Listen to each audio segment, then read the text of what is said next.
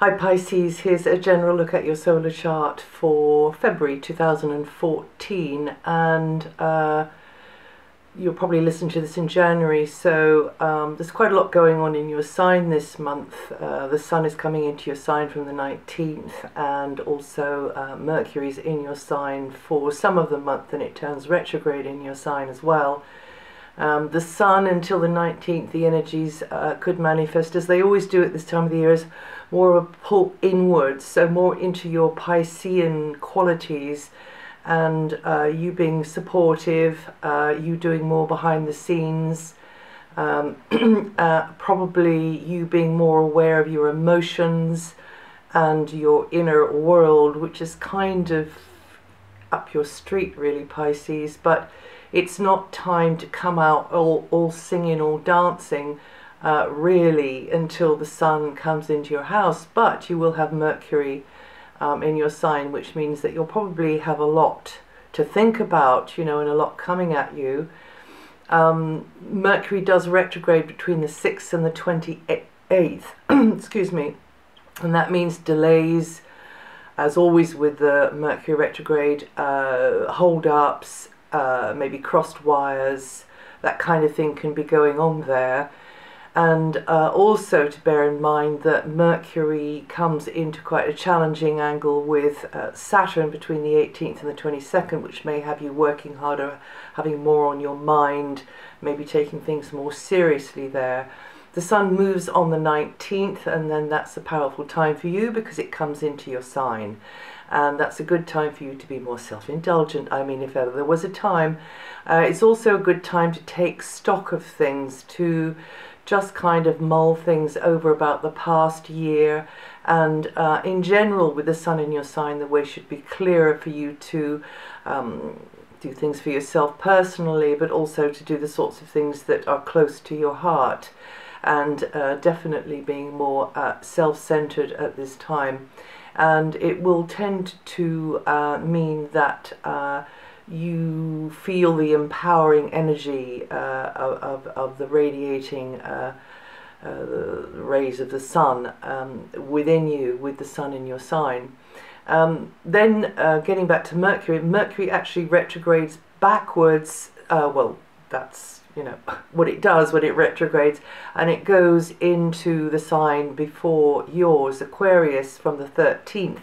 So that means that you could become, again, more introspective. So you'll have the Sun in your sign from the 19th, but from the 13th, Mercury will have you working from deeper levels, being more sensitive to subtle energies, dreams, and also to your emotions. So others could see you as a little bit preoccupied because you are likely to zone out a little bit more than usual, and you could feel mentally at 6s and 7s because something isn't quite clear with Mercury in the sign before yours. But zoning out isn't necessarily a bad thing at all, as long as it's in a like controlled conditions, or indeed you can do your best thinking in a restful, nurturing environment. But also this would be a good time to be using your imagination more.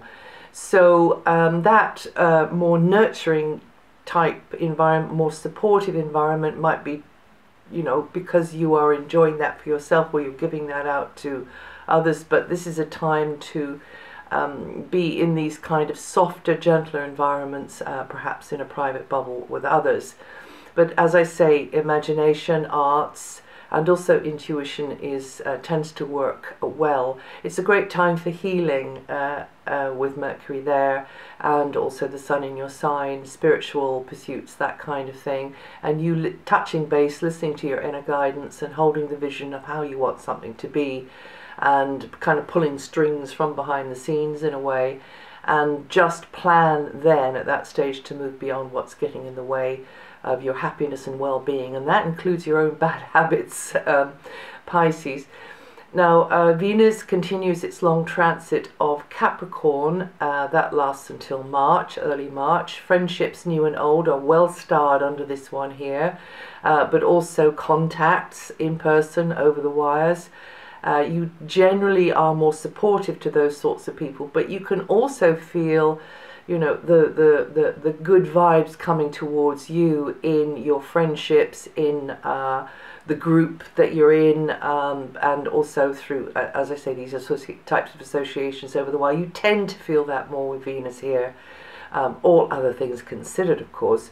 And also Venus here means that you could be making money out of people too.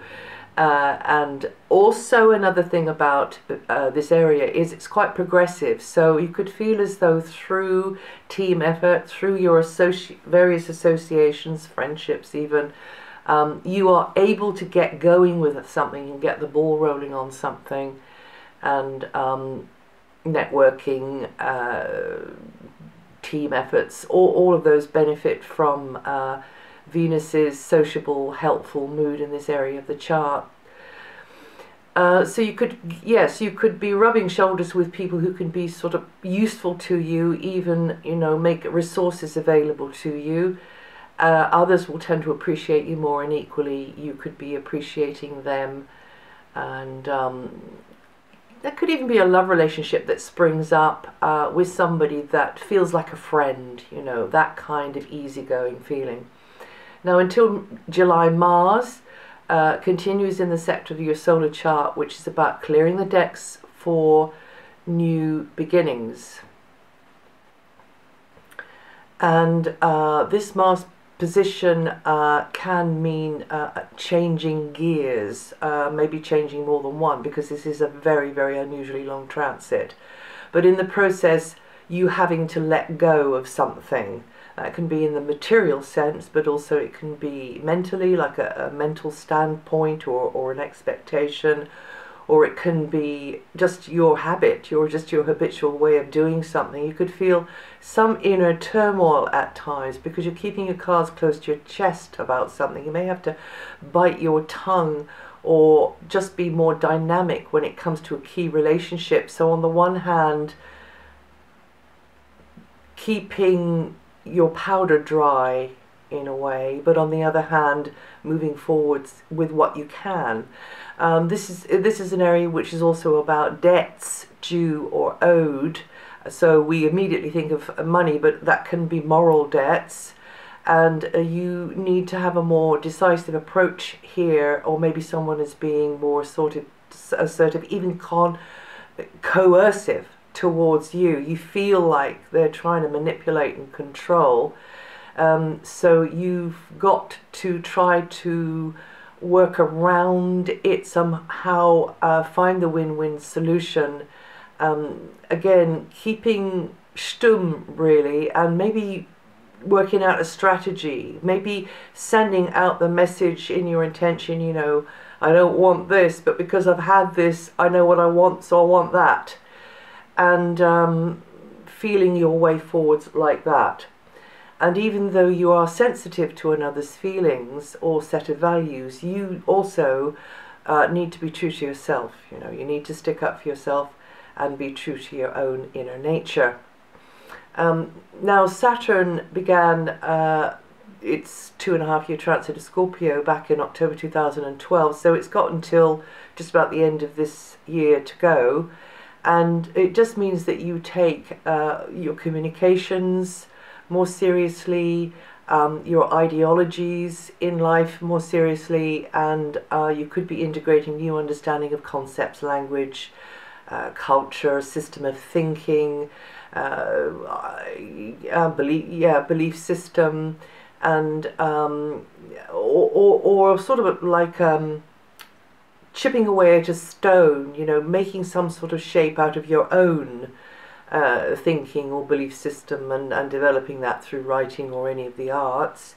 So be consistent here and patient, and you could become more respected for your knowledge or style of communicating, but also appreciate and even wish to emulate others for theirs. And you Pisceans born the 11th to the 15th of March with 21 to 24 degrees rising are going to feel this energy the most. Until next July, Jupiter, the planet of potential abundance and expansion, will be positively influencing your sun sign, meaning that this is an area of more ease and flow for you, and that's where you should be doing things that help you to feel relaxed and empowered, doing things in a more spontaneous kind of way. Like, this is sometimes translated as the area of hobbies, pastimes, leisure pursuits, and so on. But also it's about your creativity. So developing yourself through your creativity, and it'll encourage a more spontaneous, even self-indulgent energy. I mean, if there's one thing bad that I could say about Jupiter here, is that it rather sort of encourages us to burn the candle at both ends. And so yeah, you need to watch your step with that one. But this is also the area of romance, so this means that it could bring more romantic opportunity in your life if you're looking in that direction. And another thing about this area here, which is an area of ease and flow, is children, young people, and their lives and things that are affecting them.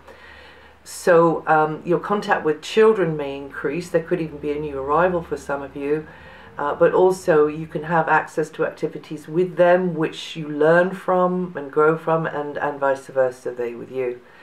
And you Pisceans born the 27th of February to the 3rd of March, with 9 to 13 degrees Pisces rising, going to feel that energy the most.